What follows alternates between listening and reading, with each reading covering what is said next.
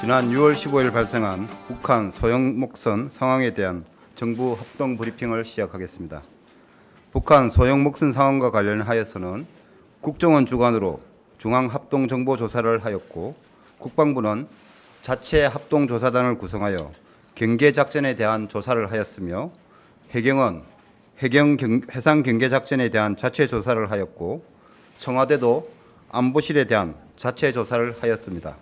오늘 브리핑은 중앙합동정보조사 결과에 따른 북한 소형 목선 이동 경과 및 주요 확인 사항을 먼저 설명드리고, 경계작전과 관련한 현장 조사 결과, 은폐, 축소 의혹에 대한 조사 결과, 그리고 보안 대책과 후속 조치 순으로 설명드리겠습니다. 먼저 북한 소형 목선의 이동 경과 및 주요 확인 사항입니다. 이동 경과는 기순환 선장의 진술과 목선 안에 있었던 GPS 기록을 종합하여 분석한 결과입니다. 북한 소형 목선은 6월 8일 21시경 함경북도 경성군 집산포구에서 대기하다 6월 9일 00시 00분에 선단을 이뤄 항해를 시작했고, 10일 15시경 의장에 도착하여 이틀간 조업을 했으며, 12일 07시 30분경 NLL을 향해 항해를 시작하여 12일 밤과 13일 새벽 사이에 NLL을 통과한 것으로 추정됩니다. 이후 13일 07시경부터 육지를 향해 항해를 시작하여 13일 밤 울릉도에서 30 내지 40마일 떨어진 해상에 도착하였고, 파도가 높아 물닷을 내리고 휴식을 취한 후 14일 아침 다시 출발하여 밤 21시경 육지로부터 1.8해리 지점에 도착, 야간에 접안을 하면 암초에 부딪힐 것을 우려하여 물닷을 내리고 휴식을 취한 후 15일 06시 20분경 삼척항에 입항하였습니다. 총 이동 거리는 약 700km이며 이동 경로와 관련된 GPS 기록은 4곳입니다. 주요 확인 사항으로 선박의 재원에 대해서는 길이 10m, 폭 2.5m, 높이 1m, 무게 1.8톤이며 28마력 엔진을 장착하였고, 최고 속력은 6에서 7노트 정도입니다. 발견 당시 적재 물품으로는 그물 5개, 부표 1개, 연료통 6개, 통신기 1대, GPS 플로터 1개, 노 1개, 삿대 2개, 예비 크류 1개, 치사도구 9종, 식재료 및 음식물 49.3kg 등입니다. 먼저 6월 15일 새벽 해상으로부터 삼척항에 입항한 경위입니다. 소형 목선은 1.8해리 해상에서 05시경 아파트 단지를 향해 이동하였고, 해안선 약 200m 지점까지 접근했을 때 암석지대와 해안 철책을 발견하여 접안이 불가능할 것으로 판단, 접안 지점을 모색하던 중 삼척항 입춘항 선박들을 식별하고는 삼척항 등대를 참조점으로 하여 이동하여 06시 20분 삼척항 방파제 안쪽에 접안하였습니다.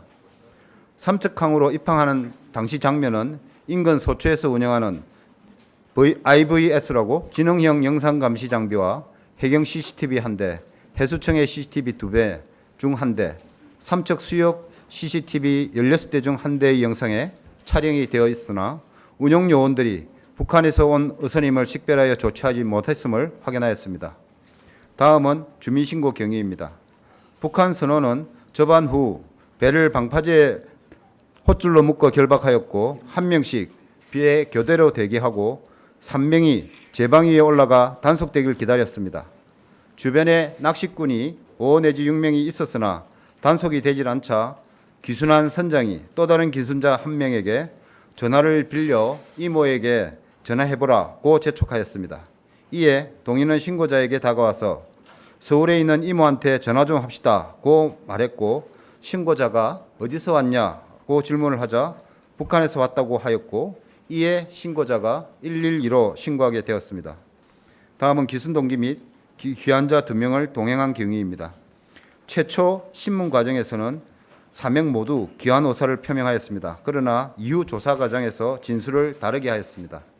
먼저 기순자 2명은 최초 출항 시부터 기순 의도를 갖고 있었으며, 선장인 기순자 1명은 생활고 및 가정 불화가 있었다고 진술하였습니다. 또 다른 기순자 1명은 한국 내 이모를 찾아 육상 탈북을 시도하다 체포된 전력으로 수감 생활을 한 바 있으며, 한국 영화 시청 혐의로 조사 및 처벌을 받을 것을 두려워해 이번에 재차 해상을 통한 한국행을 결심한 것으로 진술하였습니다. 북한에서는 의로 작업 시 최소 3명 이상이 배에 승선해야 하고 통상적으로는 4명이 승선한다는 점 때문에 귀환자 2명은 기순자 선장이 추가 선발한 것이며 이들은 최초 기순 의도를 모르고 출항한 것으로 진술하였습니다. 이후 귀환자 1명이 GPS를 확인하고 NLL 월선 사실을 인지한 후 귀환자 2명은 돌아갈 것을 주장하며 선장과 의사 충돌이 있었으나 선장이 이 배는 내 배니까 가고 싶으면 내려서 걸어가라고 하자 선장의 배이고 바다에서 별다른 방법이 없어 마지못해 일단 가보자 하는 마음으로 순응한 것으로 진술하였습니다. 다음은 북한선원 4명이 최초 출동한 해경에게 표류했다 하고 거짓말을 하게 된 경위에 대해 설명드리겠습니다. 조사 결과 6월 14일 21시경 1.8해리 지점에 도착 후 대기 시 의도적으로 왔다고 하면 가족들에게 피해가 간다는 생각으로 기관이 고장나고 기름도 떨어져서 가장 가까운 곳으로 왔다고 하기로 합의하였고 표류를 가장하기 위해 얼마가량의 유리를 바다에 버리고 입항하였으며 출항 일자도 사실대로 말하면 한국에 도착한 것이 너무 빠르다. 그러니 6월 5일로 하자고 합의했다고 진술하였습니다. 다음은 북한 선원 2명이 귀환 의사를 번복한 경위에 대해 설명드리겠습니다. 선장은 귀순 의사를 처음부터 밝히면 한국 언론을 통해 귀순 사실이 즉각 알려져서 북에 있는 가족들에게 피해가 갈 것을 우려하여 동료들과 사전에 토의한 대로 기관 고장으로 표류해 왔다고 최초 진술하였으나 이후 실제 송환되는 것에 두려움을 느껴 기순 의사를 표시한 것입니다. 또 다른 기순자 1명은 선장이 솔직하게 다 말했다라는 조사관의 말을 듣고 최초 북으로 귀환하겠다 하는 진술을 번복하여 기순 의사를 표시하였습니다. 다음은 장거리 이동 간 연료 보충 및 배에 어획물이 없는 사실과 관련하여 확인한 결과입니다. 6월 9일 출항 시에는 250kg의 유리를 적재하였고 2회에 걸쳐 의장에서 잡은 오징어 약 110kg을 인근의 상선에 넘기고 유류 60kg과 식료품, 화폐를 받은 것으로 진술하였습니다. 소형 목선의 연비가 약 4.1kg입니다. 고려시 출발지에서 의장을 거쳐 삼척항까지 운항하기에는 충분했던 것으로 판단됩니다. 한편 배가 깨끗한 이유는 조업 활동이 6월 11일과 12일 2회밖에 되지 않고 오징어는 그물을 들어올릴 때 먹물을 많이 내뿜고 이후에는 물만 내뿜어 선체에 먹물이 많이 묻지 않았으며 목선의 경우 물이 내부에 수시로 드나들면서 쉽게 나가기도 하였다고 진술하였습니다. 다음은 취사 흔적이 없는데 식사 문제를 어떻게 해결하느냐에 대해 확인한 결과입니다. 이들은 항해 중 선상에서 밥을 지어 끼니를 해결하였다고 진술하였고 실제로 삼척항 입항 당시 선박에는 그릇, 냄비, 가스넘버, 수저 등 시사도구와 쌀 28.8kg, 감자 4.1kg, 양배추 6.1kg 등 식재료 39kg과 김치찌개, 멸치조림 등 남은 음식물 10.3kg을 합쳐 총 49.3kg이 남아있는 것을 확인하였습니다. 다음은 목선 내 그물 수량 및 상태, 목선에 전등이 없는 것과 관련한 경위입니다. 그물은 최초 15대를 갖고 출항했고 그중 10대를 사용하다 2대는 그물이 엉켜서 절단해버렸고 6월 13일 울릉도 인근에서 배수펌프 고장으로 물을 빼내는 과정에서 작업에 방해가 되어 사용했던 그물 모두를 바다에 버려 배 안에는 사용하지 않은 그물 5대만 남은 것으로 진술하였습니다. 또한 동목선은 오징어를 채낚기 방법이 아닌 자망을 투망하여 걷어올리는 방법으로 조업을 하기 때문에 전등은 필요 없는 것으로 확인하였습니다. 다음은 GPS 좌표 기록 및 작동 경위로서 선장은 항해 과정에서 의장 위치, 직결지 등 좌표 8개를 GPS에 입력하였는데 잘못 입력한 좌표 1개, 중복된 좌표 2개, 이동 경로와 관련 없는 좌표 1개를 제외하면 남하 경로와 관련된 좌표는 총 4개로 확인되었습니다. NLL을 월선한 이후에는 입력된 좌표가 없는데 이는 만일의 경우 귀북할 것을 우려하여 좌표를 저장하지 않았기 때문이라고 진술하였습니다. 한편 북어선 GPS 내부 메모리의 항적 데이터 존재 여부 확인을 위해서 국립과학수사연구원에서 추가 조사를 할 예정입니다. 다음은 선원들 복장과 관련한 의문점을 확인한 결과입니다. 2명이 군복을 착용하였는데 북한에서는 군복을 작업복으로 입는 경우가 빈번하며 기순한 선장은 친구로부터 받은 군복이고 기한자 1명은 과거 군 복무 시 입었던 군복이라고 진술하였습니다. 또한 얼룩무늬 군복은 과거 특수부대에 지급되었던 것이나 2015년부터는 전방부대부터 보급되어 있고 북한 내 시장에서도 작업복으로 유통되고 있는 상황입니다. 선장과 선원들의 복장이 비교적 깨끗한 이유는 조업이 2회에 불과했기 때문입니다. 특히 인민복을 착용한 경위는 출항일 전 선장이 함께 탈북하기로 계획한 선원의 출항 금열에 대비하여 출항일에 깨끗한 옷을 입고 오라고 시켰고 이에 선원이 가장 깨끗한 옷이 인민복이라고 생각을 해 이를 입고 승선하였다고 진술하였습니다. 또한 승선 이후에는 따로 챙겨온 작업복으로 바꿔 입었고 선원이 젖은 작업복을 말리다 바람에 날려 분실하여 벼슬 걸치고 있자 삼척항에 입항 전 선장이 선원에게 행색이 초라하니 출항 시 입고 온 인민복으로 갈아입으라고 지시하였다고 진술하였습니다. 또한 방한복은 해상 조업 시 추위에 대비하기 위한 것이었습니다. 다음은 대공 혐의점에 대해 설명드리겠습니다.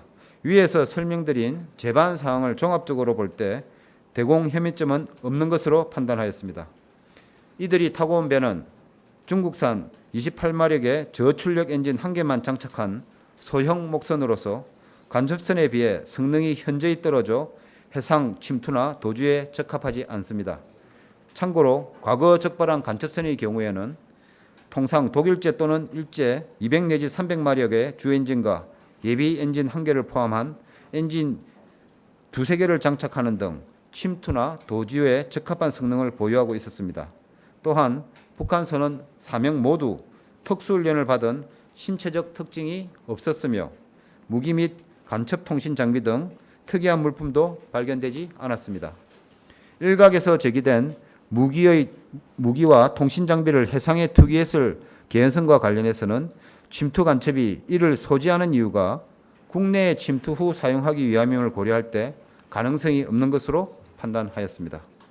다음은 북한에 송환한 2명을 2시간 만에 부실 조사하고 송환하였다는 의혹에 대한 내용을 설명드리겠습니다. 합동조사팀은 상황 발생 후 6월 15일 08시 58분부터 13시 35분까지 북한 소형 목선 적재품 및 북한인 4명에 대한 신체, 소지품, 휴대품을 검색하였고 09시 35분부터 10시 04분까지 의료 검진을 실시하였습니다. 이어서 10시 30분부터 17시 41분까지 총 7시간 11분간 북한인 4명에 대한 개별 면담 조사를 실시하였습니다. 총 3차에 걸쳐서 신원사항, 남하경위 및 경로, 어로 활동 여부, 삼척항 저방 경위 등과 관련한 개별 면담 조사를 통해 대공 혐의점을 규명하고 기순 기한 의사를 확인하였습니다. 조사 결과 앞서 설명드린 바와 같이 대공 혐의점이 발견되지 않았고 2명은 북한으로 돌아가고 싶다는 기한 희망 의사를 표명하여 6월 16일 통일부에서 연락사무소를 통해 북한의 송환 계획을 통보하였고 6월 17일 북한에서 인수 의사를 보내옴에 따라 6월 18일 10시 2분 판문점을 통해 송환하게 되었습니다. 다음은 소형 목선 폐기 발표와 관련된 경위입니다.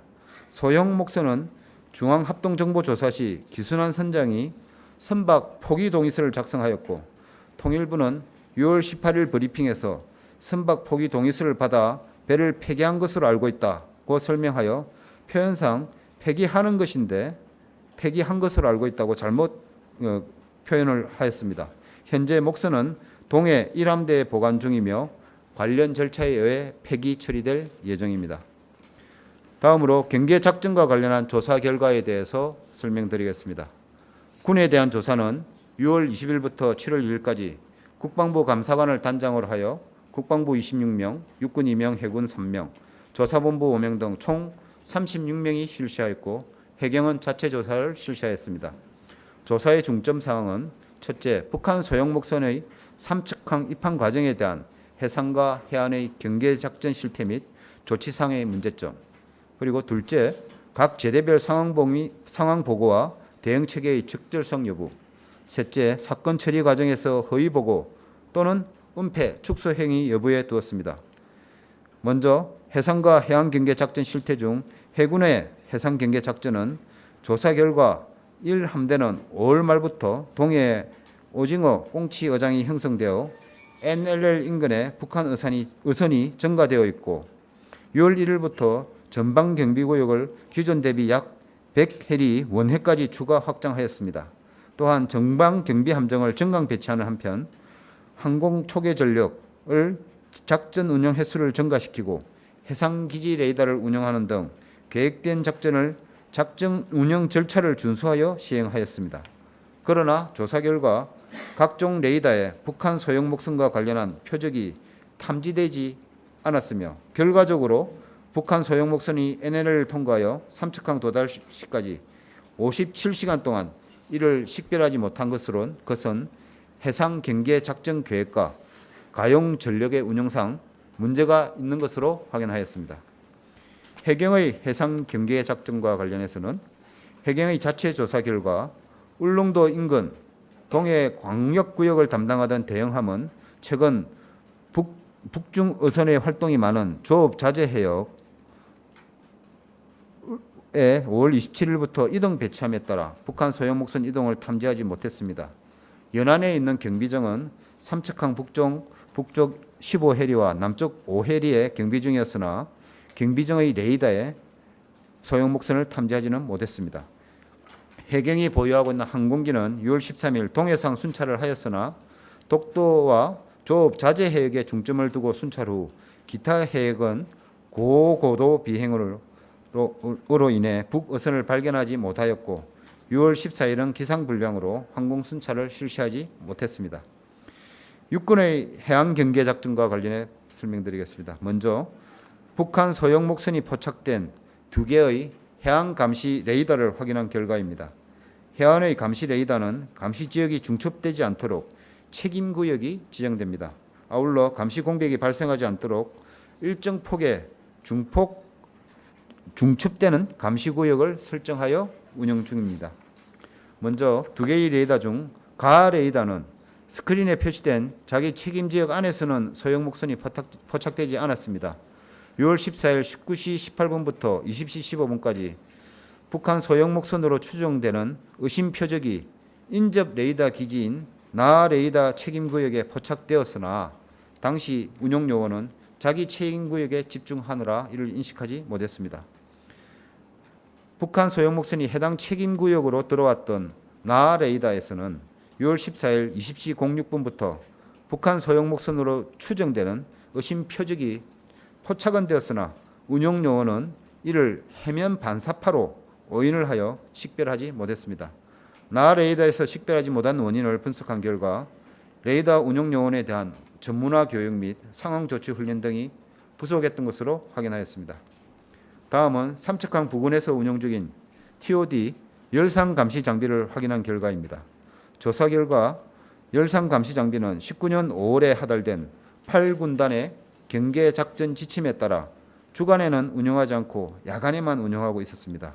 또한 야간에도 17년 11월에 하달된 8군단 해양감시 장비 최적화 운용 지침에 따라 해상을 감시하지 않고 삼척항 인근 지역의 수재선, 해안과 바다가 만나는 선을 수재선이라고 합니다. 수재선을 집중 감시하였습니다.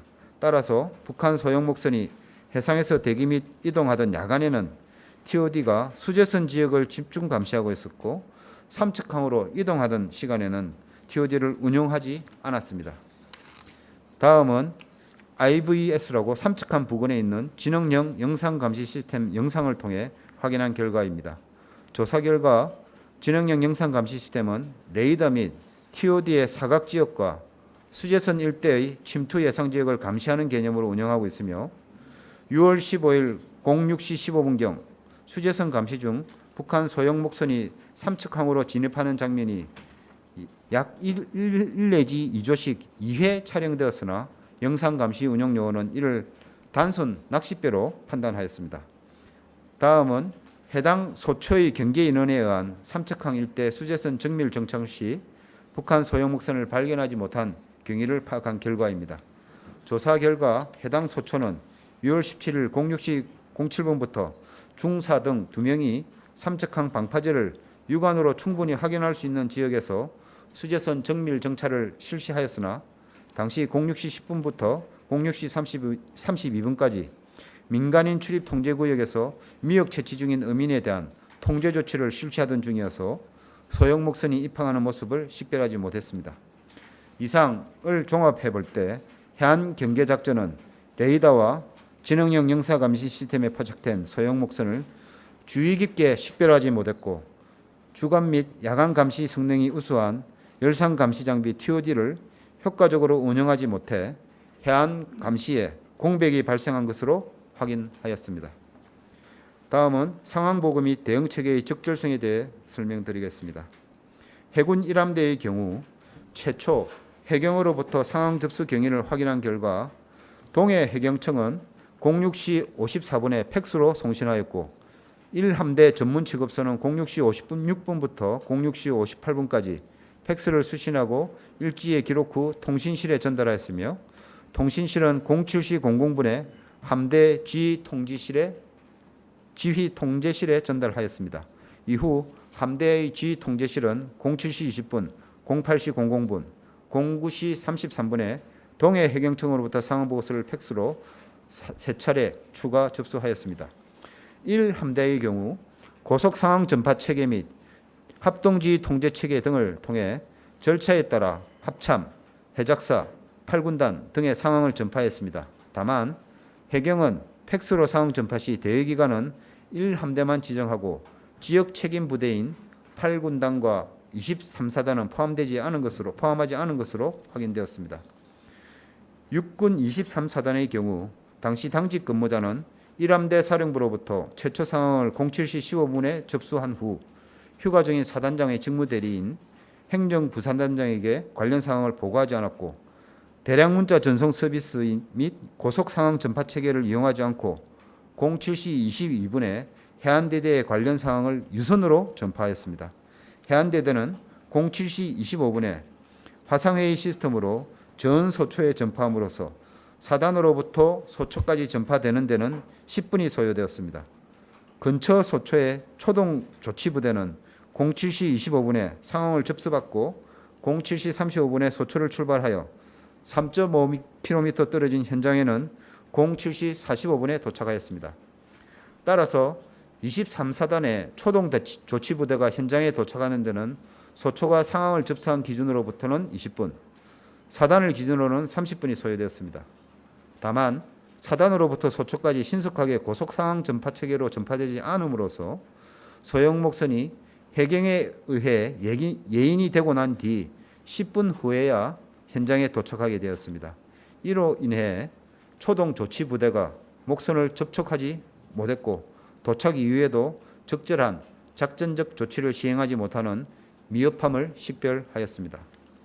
또한 23사단은 통합방위지침 제13조에 따라 해양경찰서 등 유관기관과 연락체계는 유지하고 있었으나 동해 해경청으로부터 최초 상황 및 북한 소형 목선 예인 상황이 사단에 통보되지 않는 등 상황에 대한 공유 및 협조가 미흡하였습니다.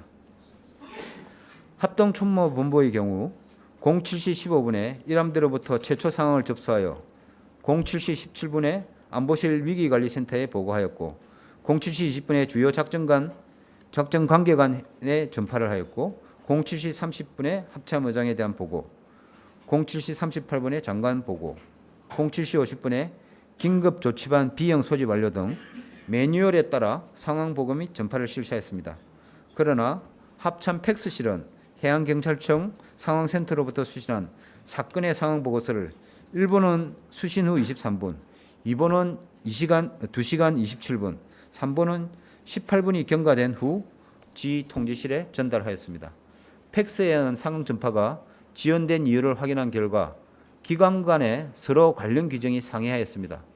군은 유선과 시퍼원 위주로 상황을 전파하고 팩스는 일반 자료와 문서를 받는 보조수단으로 활용하고 있는 반면 해경은 팩스로 신속한 상황 전파를 하게 되어 있어 서로 관련 규정이 달라 이에 대한 보완이 필요한 것으로 확인하였습니다. 다음으로 축소 및 은폐 의혹에 대한 조사 결과에 대해 설명드리겠습니다. 먼저 북한 소형 목선의 발견 지점을 삼척항 인근으로 표현한 경위입니다. 국방부는 15일 상황을 접수한 시점부터 이 사안이 대북 군사 보안과 연계된 건이기 때문에 매뉴얼에 따라 유관 기관들과 협의하여 최초 작성한 언론 보도문을 공유하였습니다. 초기 상황 관리 과정에서 대북 군사상 통상적으로 쓰는 용어인 삼척항 인근으로 발견 장소를 표현하였습니다. 하지만 해경은 15일 14시 10분에 삼척항으로 옴으로써 라는 표현으로 발견 장소를 명시하여 언론기관에 배포하였습니다. 그러나 합참공보실이 15일 해경청에서 발표한 피지 내용을 확인하지 못하고 삼척항 인근이라는 표현을 17일에도 계속 사용하였습니다.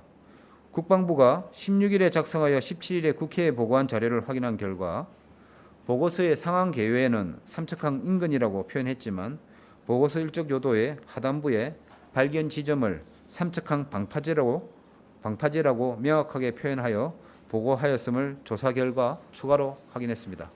그럼에도 불구하고 인근이라는 표현에 대한 논란이 있어서 합참은 18일에 문자를 통해 기자들에게 언론에게 발견 지점을 삼척항 방파제라고 정정하여 공지하였습니다. 삼척항 인근이라는 표현은 군이 군사보안적 측면만 고려하여 국민 눈높이를 고려하지 않은 채 깊이 생각하지 못한 점이 있습니다. 다음은 17일 최초 브리핑에서 경계에 문제가 없다고 표현한 경위와 이 과정에서 상급기관의 은폐 의도 여부의 확인 결과에 대해 설명드리겠습니다. 15일부터 16일까지 합참의 전비태세 검열실에 의한 현장 확인과 최초 상황 평가를 토대로 보도자료 문안을 작성하는 과정에서 해상이나 해안선 작전 단계에서 목선을 발견하지 못해서 보안 소요가 있음을 실결했지만 해당 기간에 계획된 경계작전은 관련 절차에 따라 정상적으로 시행되었으므로 경계작전은 정상적으로 시행이 되었다고 설명한 것이 좋겠다고 내부적으로 협의한 결과였습니다. 그러나 결과적으로 북한 소형 목선이 삼척항 방파제까지 입항한 것은 국가 안보를 책임지는 군으로서 경계에 실패한 것으로 경계에 문제가 없다는 식의 표현이 매우 부적절하고 아니했음을 국방부와 합참의 관계자들이 조사 과정에서 인정하였습니다. 안보실은 국민이 불안하거나 의혹을 받지 않게 소상히 설명했어야 함에도 불구하고 경계에 관한 17일 군의 발표 결과가 해상 경계 태세에 전혀 문제가 없다는 뉘앙스로 이해될 수 있는 점을 고려하지 않은 채 안이하게 판단한 측면이 있습니다. 이러한 점을 사전에 충분히 헤아리지 못한 잘못이 있어 대통령께서도 이 점을 질책하였음을 확인하였습니다. 15일 당시 상황을 군은 공개하자고 했는데 안보실이 공개하지 말자고 했는지 여부에 대한 확인 결과입니다. 조사 결과 안보실이 초기 상황을 공개하지 말자고 했다는 주장은 사실이 아니었습니다. 초기에 상황이 접수되고 모 언론에서 보도를 시작하면서 군 내부적으로 여타의 군사 상황과 같이 사실관계 위주의 일보를 신속히 내야 한다는 의견이 있었습니다. 그러나 내부 논의를 거치면서 이 사안은 대북 군사보안과 연계된 사항이기 때문에 정부 매뉴얼에 따라서 안보실, 국정원, 해경통일부 등 유관기관과 협의하여 해경에서 사실 위주의 일보를 내는 것으로 정리되었고 그에 따라 군에서는 별도의 보도자료를 내지 않는 것으로 정리되었음을 확인하였습니다. 17일과 19일의 브리핑에 청와대 행정관이 참석한 내용을 확인한 결과입니다. 확인 결과 안보실에 근무하는 행정관이 17일과 19일 국방부 브리핑에 참석했습니다. 국방부 브리핑에 참석한 행정관은 부처와의 일상적인 업무 협조의 일환으로 언론의 관심 사항인 브리핑 내용을 기자 언론이 충분히 이해하였는지, 언론들의 관심 사항은 무엇인지, 다음 브리핑에서 추가로 설명할 필요한 소요가 있는지 등을 확인하기 위해서 참석했습니다. 해당 행정관은 당일 아침에 국방부 대변인실을 통해서 국방부 출입을 위한 정상적인 출입 신청 절차를 밟았고 대변인실에 도착하여 신분과 브리핑 사실을 설명한 후 브리핑에 참석하였습니다. 복장도 평상시 안보실에서 근무하는 복장인 사복 정장을 착용했습니다. 과거에도 중대한 상황이라고 판단되면 방문한 사례가 있으며 실제로 2019년 1월 16일 일본 초계기 산 백프링 피해에도 참석했음을 확인하였습니다. 해당 행정관이 17일과 19일 현장 발표 내용에 대해 국방부 관계관들과 어떤 협의나 조율을 한 사항은 일체 없었습니다. 보안 대책과 후속 조치에 대해서 설명드리겠습니다. 경계작전의 운영 시스템의 최적화 사안입니다. 해상의 경계작전은 함정, 항공초계기, 해상작전 헬기, 해상감시 UAV 등 현 가용 전력을 최대한 최적화 운영하여 NLL 일대 및 연안에 대한 기동 탐색을 강화하겠습니다.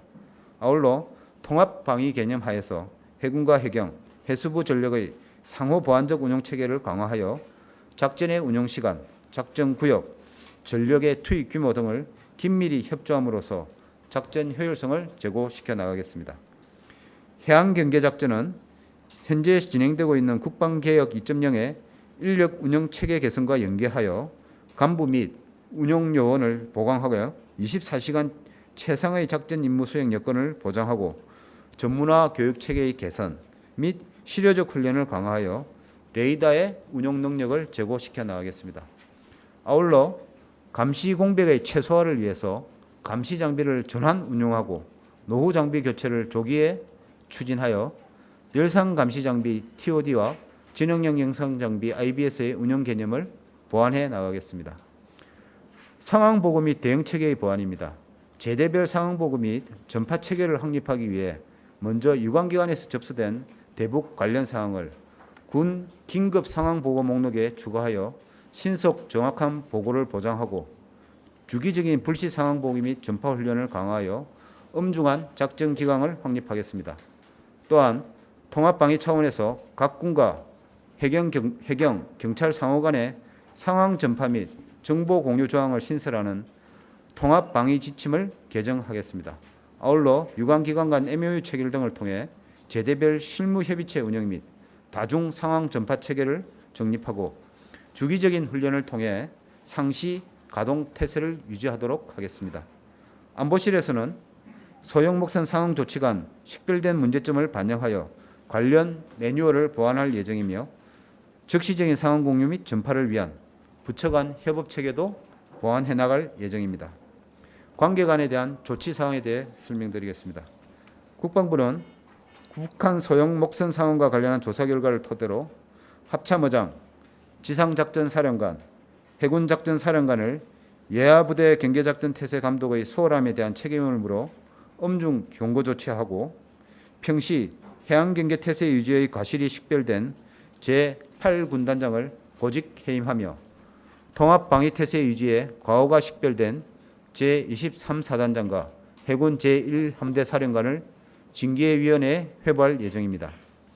해경은 지난 6월 19일 북한 소형목선 상황에 대해 해상종합기관으로서의 책임을 통감하면서 동해지방해양경찰청장을 엄중 서면 경고하였고 동해해양경찰서장을 인사조치하였습니다. 청와대도 안보실에 대한 자체 조사 결과를 토대로 곧 조치를 할 예정입니다. 이상 브리핑을 마치도록 하겠습니다. 장시간 감사드립니다.